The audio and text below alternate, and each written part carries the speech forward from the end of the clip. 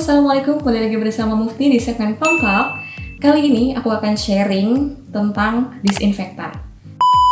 Nah, bahasa Indonesianya itu dia disinfektan, bukan desinfektan. Jadi gunakanlah bahasa Indonesia yang baik dan benar.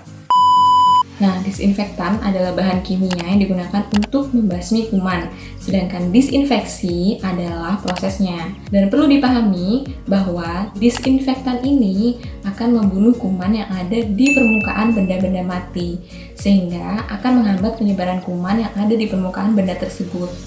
So, fakta yang pertama adalah disinfektan bukan untuk tubuh manusia. Lantas, bagaimana dengan bilik disinfektan, alat penyemprot disinfektan, dan mobil disinfektan? Tenang-tenang, kita akan bahas satu persatu. Pertama, bahan apa sih yang bisa digunakan untuk disinfektan dan sensitif terhadap si virus COVID-19? Pertama, ada etanol.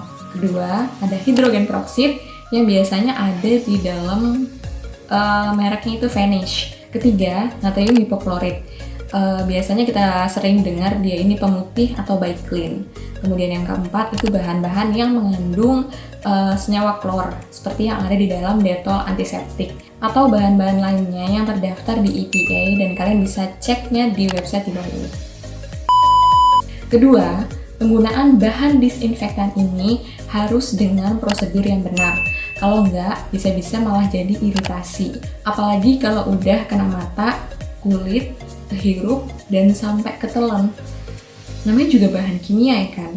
Pasti ada bahayanya bagi tubuh manusia sehingga ada batas toleransinya. Jadi nggak boleh kita menggunakan bahan kimia itu di luar prosedur yang ditetapkan. Misalnya nih natrium hipoklorit atau si Biclean tadi. Biclean ini dia mengandung natrium hipoklorit 1,25%. Nah, untuk dibuat sebagai disinfektan, si Biclean ini harus diencerkan terlebih dahulu. Caranya, ambillah 100 ml dari si Biclean ini, kemudian dicampur ke dalam 900 ml air. Dan ketika mendisinfeksi menggunakan bahan kimia, petugas yang melakukan disinfeksi tadi harus menggunakan alat pelindung diri mulai dari kepala sampai dengan ujung kaki. Jadi otomatis mata, hidung, dan kulit itu pasti akan terlindungi.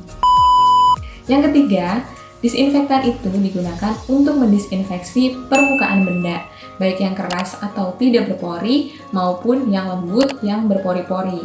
Contohnya permukaan meja, kemudian ada permukaan pintu, kemudian ada si karpet atau gorden, dan benda-benda lainnya. Nah, tadi kan dijelaskan bahwa petugas yang melakukan disinfeksi itu menggunakan APD yang lengkap. Berarti jelas dong tujuannya untuk melindungi tubuh. Jadi, berusahalah menghindar ketika kalian melihat mobil disinfektan. Pahit-pahitnya nih, kalau kalian kena itu semprotan, cepat-cepat kalian bersihin bagian tubuh yang terkena disinfektan tadi dengan air mengalir dan sabun. Kemudian, pakaian yang kalian gunakan saat itu harus segera dicuci. Yang keempat, sekarang sedang gencar-gencarnya dilakukan disinfeksi di tempat-tempat non-medis. Boleh nggak sih? Ya, boleh-boleh aja sih. Karena si virus COVID-19 ini kan dia basicnya bisa bertahan di permukaan benda. Dia nggak mandang itu benda medis atau non-medis. Jadi perlu dipahamin juga sih sebenarnya. Lamanya virus ini bertahan di permukaan benda itu tergantung dari beberapa faktor. Seperti suhu, kelembapan, kemudian jumlah cairannya, dan sistem aliran udara yang ada di lingkungan sekitar. Tapi umumnya virus ini nggak akan bertahan lama ketika si cairan tadi atau cairan yang keluar saat batuk dan bersin itu sudah mengering. Nah, dengan melakukan disinfeksi ini, diharapkan dapat mencegah penularan virus COVID-19 di lingkungan masyarakat. Yang terakhir, untuk bilik disinfektan, sebaiknya gunakanlah bahan-bahan yang aman bagi tubuh, karena akan ada kemungkinan besar tubuh kita, terutama bagian wajah, tangan, dan kaki, itu terkena bahan disinfektan tadi. Misalnya cukup gunakan antiseptik seperti yang terkandung di dalam sabun. Jadi ingat bilik disinfektannya Mas Fatur dan Dr. Tirta. Ya pokoknya itu salah satu contoh bilik disinfektan yang aman. Oke, sudah jelaskan? Intinya, lakukanlah sesuatu itu sesuai dengan prosedur yang ada. Jangan sampai mencelakakan orang lain yang harusnya tidak celaka.